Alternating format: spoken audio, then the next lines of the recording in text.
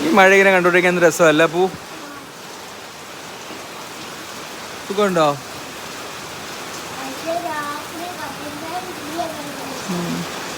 നല്ല ഭംഗിയല്ലേ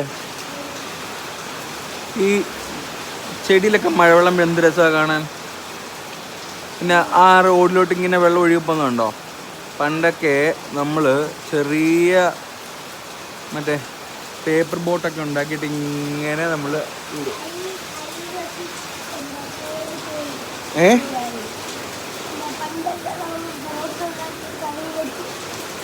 തെള്ളി തെള്ളി വിടുമായിരുന്നു.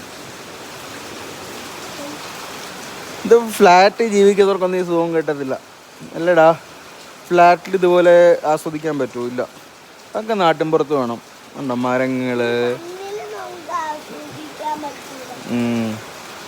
ഇത് ഭംഗിയല്ലേ.